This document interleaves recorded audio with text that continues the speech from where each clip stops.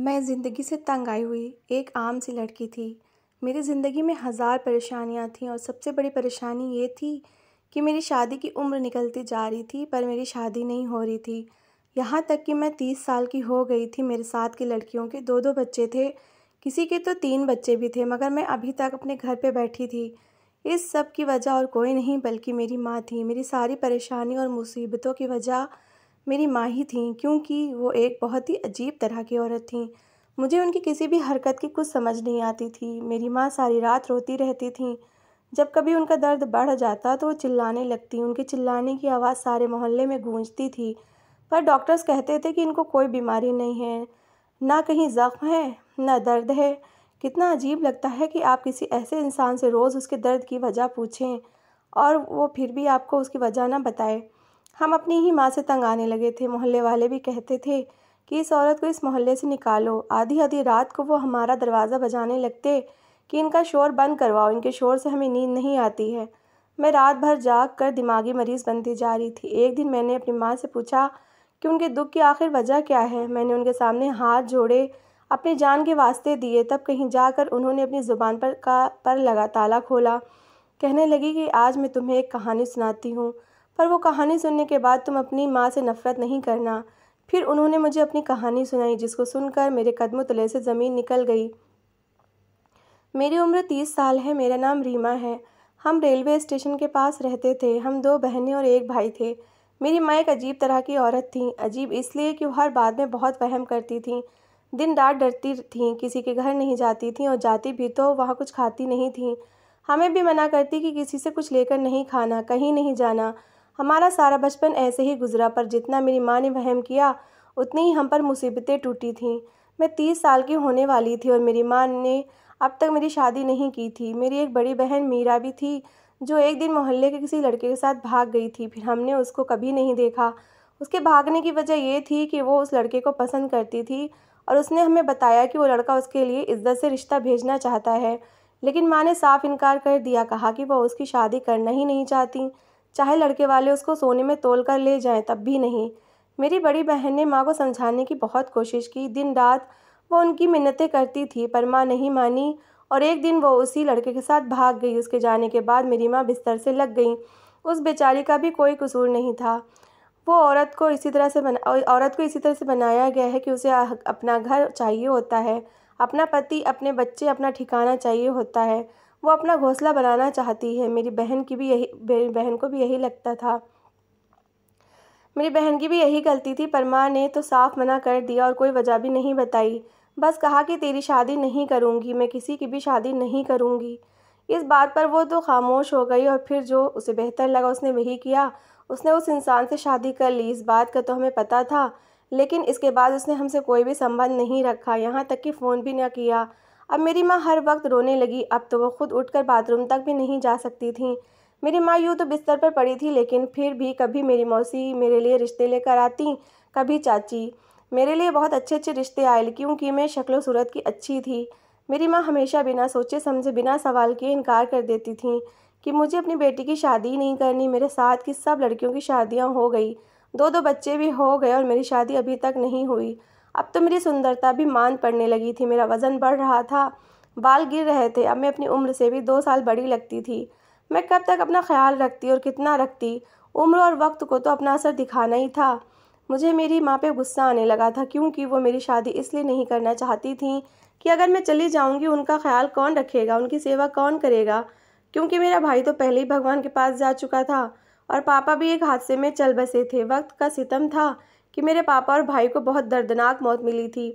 मेरे पापा चलती ट्रेन के नीचे आ गए थे और मेरे भाई ने चलती ट्रेन से कूदकर आत्महत्या कर ली थी। घर मेरे पापा की पेंशन से चलता था, हम 2 ही लोग थे। सब परिवार वाले मेरी माँ को यही कहते थे कि बेटी की शादी कर दो, बेटी को दहेज में घर दोगी तो दामाद भी तुम्हें साथ रख लेगा और इस तरह तुम दोनों को सहारा भी मिल जाएगा। आजकल के माहौल में घर में किसी मर्द का होना भी तो ज़रूरी था। आखिर 2 औरतों का अकेले रहना भी ठीक नहीं था। रिश्तेदार कभी भी किसी का भला नहीं करते, बल्कि ताने देते हैं और फिर अच्छे हों तो अच्छी सलाह देते हैं। और ये सलाह बहुत अच्छी थी। घर हमारा अपना था। अगर किसी ऐसे इंसान से शादी हो जाती जिसके पास घर न हो, तो उसको घर मिल जाता, वो हमारे ही घर में रहता, तो माँ को घर से कैसे निकाल सकता था? इस घर को भी किसी मर्द का सहारा मिल जाता और मेरी शादी भी हो जाती, घर भी बस जाता, घर में बच्चे आते, माँ का भी दिल लगा रहता। लेकिन माँ तो किसी बात पर भी तैयार नहीं थी। बस मेरी माँ मेरी शादी करने से इनकार ही करती थी। एक दिन मैंने गुस्से में आकर अपनी माँ को बहुत बातें सुना डाली। कहा कि आप अपने फ़ायदे के लिए और अपने खर्च के लिए मुझे अपनी चौखट पर बिठाकर बूढ़ा करना चाहती हैं। मैं अपनी माँ के सामने हाथ जोड़े खड़ी हो गई, हमेशा की तरह सवाल करने लगी, आखिर उनके इस बर्ताव की वजह क्या है। आज भी मुझे उनसे जवाब चाहिए था, पर नहीं मिला। मैं बहुत तंग आ गई थी, रोने लगी। आखिर मेरी माँ ने अपनी ज़ुबान खोली और मुझे एक कहानी सुनाने लगी। रात के 12 बजे का समय था। गली सुनसान और हर तरफ खामोशी थी। जब अचानक हमारे घर के दरवाजे से तुम्हारी बुआ सुलोचना अंदर आई। उसको उसके पति ने तलाक दे दी थी, क्योंकि शादी के 3 साल बाद भी वो माँ नहीं बन सकी थी। मैं भी हैरान थी कि ये इस वक्त कहाँ से आ टपकी। तेरी दादी ने भी उससे यही सवाल किया और उसका कहना था कि माँ मैं ठीक हूँ, चिंता की कोई बात नहीं है। आपकी बहुत याद आ रही थी तो रमेश से कहा माँ के पास ले जाओ, वही छोड़ कर गए हैं। जल्दी में थे इसलिए अंदर नहीं आए, सुबह ले जाएंगे, सुलोचना ने बताया था। अगले दिन सुलोचना को मैंने सुबह सुबह कहीं जाते हुए देखा। वो मुझे देखकर रुकी और कहने लगी कि मेरी माँ की चारपाई तुमने इस ठंडक में बाहर डाल रखी है, और तुम लोग तो अच्छा खाना खाते हो और मेरी माँ को बासी खाना देते हो। भाई को भी तुमने अपने पल्लू से बांध लिया है।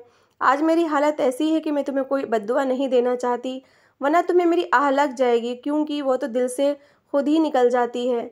मैं अच्छी बहू नहीं थी, मेरी सास भी मेरे साथ अच्छी नहीं थी। उन्होंने मुझे बहुत तंग किया।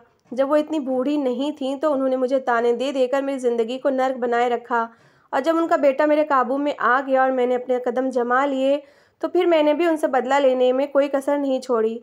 मैंने उनको माफ़ नहीं किया। मैंने उनसे अपना बदला खुद लेने का इरादा कर लिया और यही सोचने लगी कि ये मौका मुझे भगवान ने दिया है। मेरी सास अब बूढ़ी हो गई हैं और उनका बेटा भी पूरी तरह से मेरे इशारों पर नाचने लगा है, तो क्यों ना मैं उनसे अपने साथ किए गए जुल्म का बदला लूं। वो भी मुझे खाना नहीं देती थी। सब लोग खाना खा लेते थे और मेरे लिए सिर्फ बर्तन में लगा थोड़ा सा खाना ही रह जाता था। रोटी भी मैं बासी ही खाती थी। अपने बेटे के हाथों उन्होंने मुझे मार भी पड़वाई, पिटवाया भी, तो फिर अब उनके साथ इतना तो होना ही चाहिए था। उस वक्त मुझे यही ठीक लगता था। सुलोचना ठीक थी। मेरी शादी के बाद ही उसकी शादी हुई थी। उसने मेरे साथ कभी कोई उल्टी सीधी बात नहीं की थी।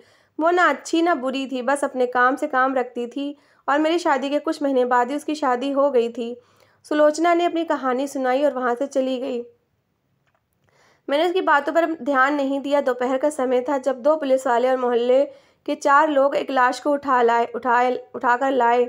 हमारे घर में आए, चारपाई तेरी दादी के सामने रखी और लाश के मुंह पे से कपड़ा हटाया। कहने लगे, रेल की पटरी पे आज सुबह मिली है ये लाश। मोहल्ले वाले कह रहे हैं ये तुम्हारी बेटी की है। लाश की पहचान कर दो ताकि हमारा काम खत्म हो, पुलिस वाले ने अजीब से अंदाज में कहा था। हम सब ये दृश्य देखकर हैरान रह गए थे। वो सुलोचना की लाश थी। क्या ये तेरी बेटी है? हाँ, ये मेरी ही बेटी है। तेरी दादी चिल्लाई और बेहोश हो गई। रीमा, तेरी बुआ, मासूम और जालिम भाभी मैं थी। मैं हैरान रह गई और पूछने लगी कि इन सब में मेरी माँ का क्या कसूर था। कसूर मेरा ही था मेरी बच्ची, क्योंकि जब मैं शादी करके इस घर में आई तो मैं जानती थी ये घर मेरी नंद के बाद मेरे पति का ही है। यानी ये सब कुछ दरअसल मेरा था। मेरे ससुर तो इस दुनिया में पहले ही नहीं थे।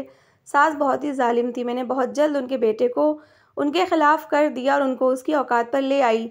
लेकिन तेरी बुआ वो एक समझदार औरत थी। एक वही थी जो मुझे रोक सकती थी और जो मुझे कह सकती थी कि तुम ऐसा नहीं कर सकती। मुझे सिर्फ उसी से खतरा था, लेकिन वक्त की करनी ऐसी हुई कि जल्द उसकी शादी हो गई। इन 2-3 सालों में मेरी और कोई औलाद नहीं हुई थी। मेरी सास ही मेरे ही रहमो करम पर थी। फिर भी वो मुझे दिन रात बांझ होने के ताने देती थी और कहती थी कि तुमने मेरा दिल दुखाया है, इसलिए अब तुझे औलाद नहीं होगी। उनकी बातें तीर बनकर मेरे दिल पर गुजरती रहती थी। मैं दिल ही दिल में जलती रहती थी। सोचती थी कि आखिर क्यों मेरी औलाद नहीं हो रही थी। वक्त गुजरने लगा और मैंने उनकी बातों का बदला लेने के लिए एक प्लान बना लिया। मैं जब भी सुलोचना के घर जाती तो मैं उसके घर की शक्कर में एक ऐसी दवा मिला देती जिसकी वजह से वो धीरे धीरे बांझ होती जा रही थी। अगर मेरी औलाद नहीं हो रही थी तो औलाद सुलोचना के यहाँ भी नहीं हो रही थी, और मैं इस बात से खुश थी कि उसकी माँ मुझे क्या बातें सुनाएंगी। उनकी तो अपनी बेटी के साथ भी यही हो रहा है। मेरी सास को इस बात पर पूरा यकीन था कि जो आप किसी के साथ करते हैं वही आपके साथ होता है। वो मुझसे कहती थी कि तूने मेरा दिल दुखाया है, इसलिए तेरे यहाँ औलाद नहीं हो रही है। उन्हें ये ताने देने का बड़ा शौक था, तो मैं भी उन्हें दिखाना चाहती थी कि अगर मेरे यहाँ औलाद नहीं हो रही तो तुम्हारी बेटी के यहाँ भी औलाद नहीं होगी। और जब ऐसा होगा तो उन्हें एहसास हो जाएगा कि उन्होंने मेरे साथ गलत किया है। मेरी और सुलोचना की शादी को 3 साल हो गए थे और हम दोनों के यहाँ औलाद नहीं हुई थी। जो दवाइयाँ मैंने सुलोचना को चोरी छुपे खिलाई, उनकी वजह से सुलोचना बांझ हो गई थी। 3 साल बाद उसके पति ने दूसरी शादी कर ली और उसे घर से निकाल दिया, और तब तक मुझे औलाद की उम्मीद मिल चुकी थी, इसलिए मेरे कदम इस घर में बहुत मजबूत हो गए थे। सुलोचना ये सदमा बर्दाश्त ना कर सकी और उसने आत्महत्या कर ली। इस हादसे के बाद मेरी सास भी ज़्यादा वक्त तक जिंदा नहीं रही। उन्होंने सुलोचना के दुख को दिल से लगा लिया और 1 साल बाद इस दुनिया से चली गईं। अब घर भी मेरा था और इस घर में आने वाला एक एक पैसा भी। मैं बहुत खुश थी कि मुझे औलाद भी मिल गई और घर भी। और इस दुनिया में यही होता है, इंसान जो दूसरे के साथ करता है वही उसके साथ भी होता है। तुम लोग बड़े होने लगे और वक्त ने मुझसे बदला लेने की ठान ली थी। मैं जानती भी नहीं थी कि मेरे साथ क्या होने वाला था। मैं भूल गई थी कि हमारे कुछ पापों की सज़ा हमें इस दुनिया में मिलती है और हम उनकी सज़ा यहीं पर भुगत कर जाएंगे। हम लोगों के साथ बुरा करते हैं तो वो हमें खुद भी वापस मिल जाता है। यही वजह है कि हमारा समाज इतनी ज़्यादा मुसीबतों का शिकार हो चुका है। रीति रिवाज को गले लगाकर बैठे हैं और दीन धर्म से दूर हो गए हैं। मेरी सज़ा भी शुरू हो चुकी थी और मुझे पता ही नहीं था। मैं जिसको जीत समझ रही थी दरअसल मेरी हार थी, और मेरी हार मेरे सामने खड़ी थी। तेरे पापा बीमार रहने लगे, बहुत बीमार। मुझे बताते भी नहीं थे कि उनके साथ क्या मसला है। दिल ही दिल में जलते कुढ़ते रहते थे। मैं उनके लिए बहुत परेशान रहती थी। वो घर से बाहर गए तो मुझे उनके सामान से कुछ रिपोर्ट्स मिल गईं, जिनके मुताबिक तेरे पापा को कैंसर था और इलाज के लिए लाखों रुपए चाहिए थे। और वो यही बात अपने दिल पर ले गए और वो एक दिन चलती ट्रेन के सामने आ गए। जानती है, उस रात मुझे तेरी सुलोचना बुआ अपने सपने में आई थी। वो हंस रही थी, जैसे कह रही थी कि तेरे पति को भी उसकी तरह ही मौत मिली है। रेलवे स्टेशन के आसपास रहने वाले लोग ज़्यादातर गरीब ही होते हैं, क्योंकि ये जगह रहने के काबिल नहीं होती। यहाँ पर मजबूर लोग ही रहते हैं। दिन रात ट्रेन की आवाज़ आती है, ज़मीन कांपती है, धरती हिलती है, और फिर अगर ऐसे लोगों को ज़िंदगी कोई दुख दे और वो आत्महत्या करना चाहें तो उनके लिए यही सही रास्ता नज़र आता है कि ट्रेन के नीचे आ जाओ, ट्रेन के सामने छलांग मार दे। तेरी बुआ ने भी यही किया और तेरे पापा को भी यही रास्ता समझ आया होगा। वक्त गुजरने लगा किसी तरह, फिर मैंने खुद को संभाल लिया और सोचा कि सिर्फ तुम तीनों के लिए अपनी ज़िंदगी जी लूँगी। मगर तेरी बहन घर से भाग गई और तेरे भाई के साथ भी क्या हुआ? वो 17 साल का मासूम किसी 25-26 साल की लड़की के इश्क में आकर इतना दीवाना बन बैठा कि उसने चलती ट्रेन से कूदकर आत्महत्या कर ली। उस रात भी तेरी बुआ के सपने मेरे सपने में आई थी। वो मुझ पर हंस रही थी, कह रही थी कि तेरा बेटा भी तुझसे छिन गया, अब तेरे पास सिर्फ तेरी बेटी बची है, अब देखना उसका क्या अंजाम होगा। मैं इसलिए तेरी शादी नहीं कर सकती। असल बात तो ये है, मैं अपने कर्मों से डरती हूँ कि अगर मैंने तेरी शादी की और तुझे मेरे पापों की सज़ा मिलनी शुरू हो गई तो मुझसे तेरी तकलीफ़ देखी नहीं जाएगी। अगर तू अपनी माँ को खुद गर्ज समझती है तो समझती रहे। मैं तो तेरे लिए ये सब कर रही हूँ। मैं तुझे खोना नहीं चाहती हूँ। तू मेरी सबसे छोटी औलाद है और सबसे छोटी औलाद तो सबसे ज़्यादा प्यारी होती है ना। आखिरी औलाद ना चाहते हुए भी बहुत प्यारी होती है, क्योंकि पता होता है कि इसके बाद और कोई नन्ना मुन्ना नहीं मिलने वाला, और यही हमारी आखिरी औलाद है। इसलिए ना चाहते हुए भी इंसान उसे सबसे ज़्यादा मोहब्बत करता है। मैं रोती हूँ, भगवान से प्रार्थनाएं करती हूँ। जब तक तू मेरे सामने है तब तक मुझे ये तसल्ली तो है कि तू ठीक है। मैंने अपनी माँ से माफ़ी मांगी और कहा कि जैसे वो कहेंगी वैसा ही होगा। मेरी माँ सारी रात रोती रहती थी। जब कभी उनका दर्द बढ़ जाता तो वो चिल्लाने लगती और डॉक्टर्स कहते कि उनको कोई बीमारी नहीं है। आज माँ ने मुझे अपनी कहानी तो सुना डाली थी और अब मैं ये सोचकर हैरान थी कि मेरी माँ ने एक वहम की वजह से मुझे अब तक अपनी चौखट पर बिठाए रखा था। जब कोई मरता है तो उसके पीछे क्या किसी का हाथ होता है? मरना तो सबको है। पापा और भाई की मौत लिखी थी, वो मर गए, लेकिन मेरी माँ वहम में आकर मेरी ज़िंदगी बर्बाद कर रही थी। अब मैंने फ़ैसला कर लिया था कि मैं अपनी ज़िंदगी अपने तरीके से जीऊँगी। मैंने अपने तौर तरीके बदले, अपने पहनने ओढ़ने का ढंग बदला, खुद का ख्याल रखना शुरू किया। मेरी शक्ल इतनी अच्छी तो थी कि अब भी मैं किसी न किसी को पसंद आ सकती थी, और ऐसा बहुत जल्द हो गया। सामने वाले घर में रहने वाली औरत ने मेरा रिश्ता करवा दिया। रोनित नाम था उसका। हमारी फ़ोन पर बात होने लगी और हम एक दूसरे से मिलने भी लगे। मेरी माँ तो चारपाई पर पड़ी रहती थी, उनको क्या पता कि हम क्या कर रहे हैं। मुझे जब रोनित को अपने घर बुलाना होता तो मैं अपनी माँ के खाने में नींद की दवा मिला देती थी और वो बेसुध होकर सो जाती थी। एक दिन रोनित ने कहा कि हमें यहाँ से कहीं दूर चले जाना चाहिए, लेकिन मैंने जब उसे कहा कि मेरी माँ का क्या करेंगे तो उसने कहा कि तुम्हारी माँ वैसे ही बहुत तकलीफ़ में है, अब उनका मर जाना ही ठीक है। हम यहाँ से चले जाएंगे, मोहल्ले वाले खुद ही उनका क्रियाक्रम कर देंगे और ये घर भी हमारा हो जाएगा, फिर हम वापस आ जाएंगे। मैंने अपनी माँ के वहम के पीछे अपनी ज़िंदगी के कई सुनहरे साल बर्बाद किए थे। अब मैं ऐसा और नहीं कर सकती थी। मैं खुद गर्ज हो गई थी और वो ठीक कह रहा था। मेरी माँ को सुकून ही तो चाहिए था और उनका सुकून मौत ही में था। रोनित का कहना था कि हम कुछ दिन के लिए उसके एक दोस्त के घर चले जाएंगे, इसलिए हम रातों रात वहाँ से निकले और रेलवे स्टेशन पहुँचे। हम ट्रेन में सवार हुए और अपनी मंजिल की तरफ जा रहे थे। ट्रेन स्टेशन पर रुकी थी। रोनित ने मुझसे कहा कि वो खाने पीने का कुछ सामान लेकर आता है, मैं कुछ देर वहीं पर बैठूं। मैं वहीं बेंच पर बैठ गई, लेकिन रोनित अभी तक वापस नहीं आया था। एक औरत वहां आई और बेंच के दूसरे किनारे पर बैठ गई। उसके साथ 2 आदमी भी थे। वो मुझे अजीब नज़रों से देखने लगी और बोली, देखने में तो तुम बुरी नहीं लगती, अभी ठीक ठाक हो, 10 साल निकाल ही लोगी।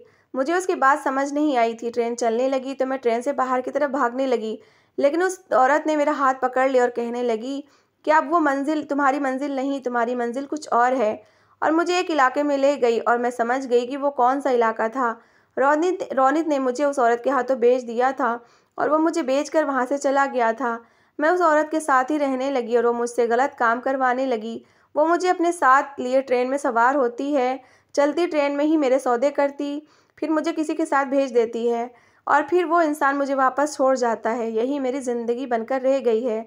मेरी माँ को तो मेरी बुआ की आह लगी थी और मैंने तो अपनी माँ की भी आहें ले ली। और जिस इंसान को दो दो लोगों की आहें लगी हों तो उसके साथ अच्छा कैसे हो सकता है। अब यही मेरी ज़िंदगी है और वो ट्रेन मेरे लिए मेरी चिता जैसी है जिस पर मैं हर रात कई बार जलती हूँ। मेरा अंजाम बहुत बुरा हुआ है। मेरी माँ ठीक कहती थी, जब तक मैं उसके साथ थी सुरक्षित तो थी। मुसीबतें मेरे सर पर मंडला रही थीं, मगर मैंने खुद उन्हें दावत दी थी। मेरी ज़िंदगी मेरे लिए नर्क कर रह गई है। मैं नहीं जानती कि सज़ा मुझे मेरी माँ के कर्मों की वजह से मिली है या फिर मेरी अपनी गलती की वजह से, और अब मेरी ज़िंदगी खुद ही एक सज़ा है। मेरा भी दिल करता है कि किसी दिन चलती ट्रेन से कूद कर अपनी सज़ा को ख़त्म कर लूँ, पर मेरे अंदर इतनी हिम्मत नहीं। तो दोस्तों, आपकी क्या राय इस कहानी को लेकर? रीमा को जो सज़ा मिली, क्या वो सही है, या फिर रीमा की माँ ने जो किया अपनी नंद के साथ वो गलत था और उनको जो सज़ा मिली वो सही थी या गलत? अपनी राय कमेंट बॉक्स में ज़रूर देना। तो मिलते हैं एक नई और दिलचस्प कहानी के साथ। Thanks for watching.